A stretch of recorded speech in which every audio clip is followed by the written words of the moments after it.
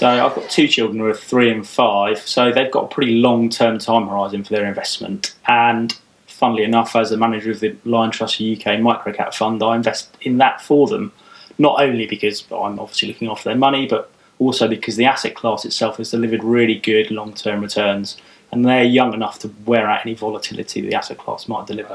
One of the things that's really misunderstood in investing markets is the magic of compounding, and how important it is to really start investing at an early age as possible. And I've got two young children, so they're not quite old enough to understand the eighth wonder of the world, as Einstein said, but certainly they've had a good start in terms of their largely equity portfolios. I think with a long-term hat on, that has to be the place to be in terms of adding money gradually over time. I've got a 4-year-old and an 8-year-old, and I've invested a lump sum into Stewart Investors Asia Pacific Leaders.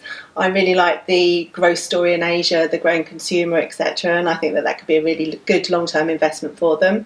I also invest in a junior ISA for my friends' children. They're a little bit older, and instead of giving them a £10 note for their Christmas or birthday presents, I put a little bit of money into a junior ISA for them, and I chose AXA Framlington Global Technology Fund.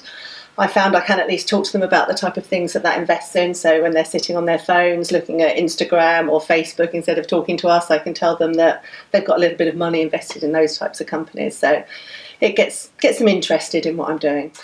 The majority of my family's wealth is invested in the Standard Life Investments UK Equity Income Unconstrained Fund.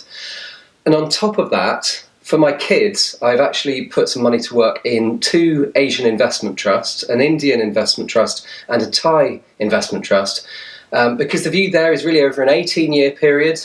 Those economies are going to grow very fast, and if you're able to buy them at a time when they're out of favour, the chances are you're going to make some money. I have a 1-year-old, so I can afford to take a long-term time horizon when it comes to investing. Therefore, I've chosen a global multi-asset fund, which gives him good diversification and exposure to areas of growth such as Asia, Latin America and other emerging markets. I invest for him on a monthly basis and put lump sums in for birthdays, etc. For my children, I've actually got quite a diverse range of assets, but like yourself, I have a certain steer towards beta risk and growth. They're all quite young, and therefore growth assets are quite important. So they are invested a reasonable slug of money in emerging markets. They do also own the Rathbone Ethical Bond Fund because that has a nice yield, and a few other assets like the Rathbone Global Opportunities Fund, which I also think is an exceptional growth over the years. So we have a number of more growth assets in there.